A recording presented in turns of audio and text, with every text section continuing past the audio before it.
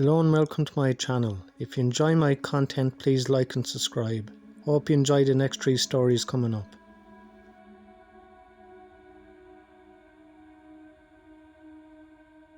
This happened in Warren County, Georgia, a very rural inland part of the state. I was with my girlfriend Marissa and we were driving around checking out the area, seeing if there was somewhere we'd like to live. It was very quiet and spacious, which is what we wanted. We're both Roman Catholic. She likes to go to church a little more than I do though. It was a weekday in the middle of the day and not much traffic at all. We checked out a bunch of things in the area that would be important to see before deciding on moving to that area. Since Marissa had been an equestrian for most of her life, a big point of us moving to a rural area was for her to have a barn for all her horses.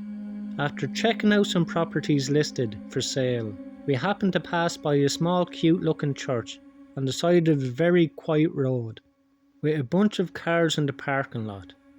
This church wasn't far from the last property we just looked at, so Marissa shook my shoulder and said we should see if there is a mass going on and see if it's nice.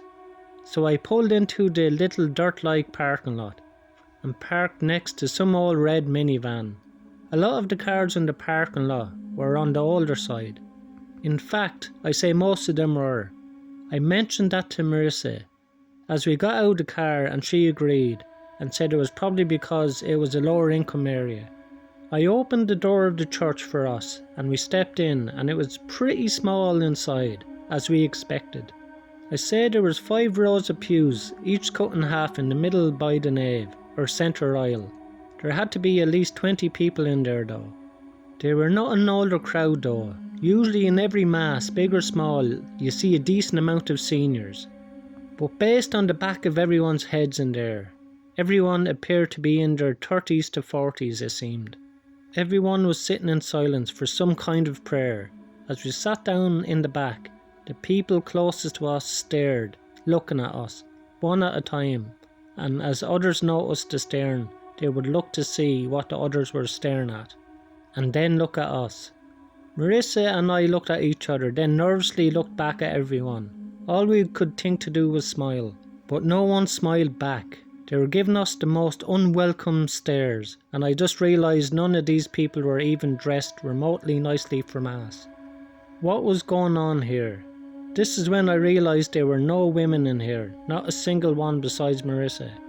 In their stares, they seemed to be staring more at Marissa than me. A man in a mask at the front of this alleged church, by what I guess was supposed to be the altar, then stepped up and pointed at us and said, "Who invited you here?" I took it upon myself to answer for us and said that we were just passing by and saw that there was a mass going on and we wanted to join. The man was clearly not a priest, and this was clearly not a Roman Catholic church. The masked man said, "You need to leave now." Every last person in the church was looking at us. I said, "Come on honey," and we got up and hurried out and ran to the car. We wasted no time sitting in the car. I got us out of that parking lot right away, but we both noticed in the rear view mirror someone from the building getting in their van in the parking lot. I felt like there was no way they were going to follow us until we saw that grey van catching up to us in the mirror. I had Marissa GPS the Warren County Sheriff's Office and we drove straight there. The van was behind us the whole time, not on our ass but close enough that it was obvious. The second we pulled into the public safety parking lot, the van kept driving down the road, and safe to say we never came back to Warren County again after that.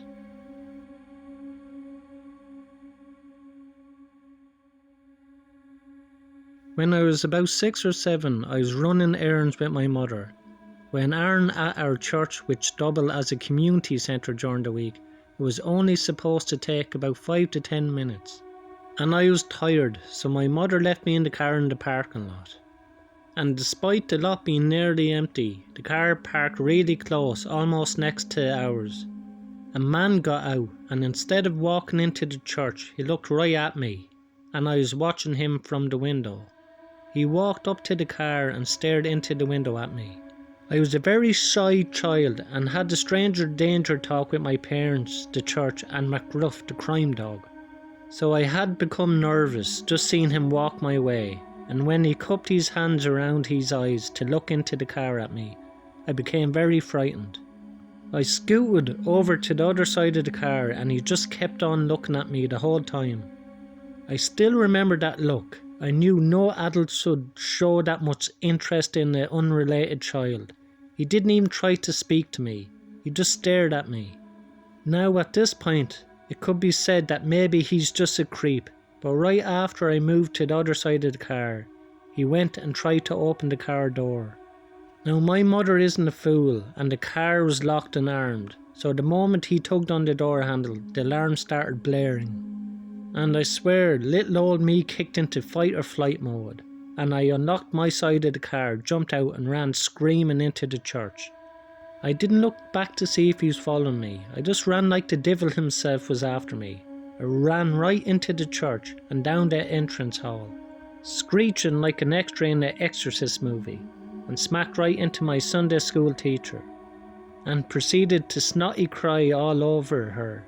Needless to say, the guy in the car was gone. The time we went back to look, a week later they had put cameras in the parking lot. Thinking back on this over the years, I think it's possible that he saw us while we were running errands and followed us to the church.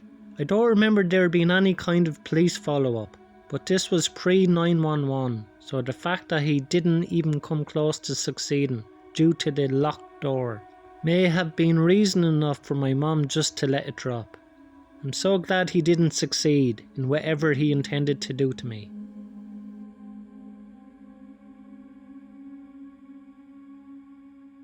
At the age of 10, I went to this church camp that is called Cherry Run. I didn't bring any friends with me, nor did I make any. It was a rather miserable and lonely week for me. In the middle of the week on a Wednesday, I was sitting outside alone. We just finished the evening service and had about 2 hours to spare before curfew. I just sat there reading a book in the dim light, feeling lonely but trying not to care. It was about a half hour later when a young adult male approached me. He told me I looked so sad and asked if I wanted to get a snack from the snack bar near the dorms. I was thrilled to say in the least that someone was paying attention to me. I agreed. I never asked his name. He was very tall with a little chub to him. He had greasy brown hair and these icy blue eyes that I'll never forget. But anyway, I ended up getting a candy bar and a bit of jerky from the snack bar. He paid for it. We sat on the bench and chatted for a bit, and I was content. I had an odd vibe about him, but I decided to pay no attention because he was so friendly. He took me to play ping pong for a bit, which I was dreadful at. It was a little before curfew. Then when he said we should go on a walk, I didn't mind, and I agreed, trailing beside him. We strayed from the gravel path that circles the middle of the camp. Eventually we ended up behind the girls' dorm, in an unlit section of the camp. I thought nothing of it until he asked for a hug. Complying, I allowed him to wrap his arms around me, and I was stiff but tried not to mind. After all, he was really friendly to me. Well, let's just say his hand strayed from my back and ended up in an unsuitable place. They dipped past my clothing, and you can guess what happened from there. I was traumatized.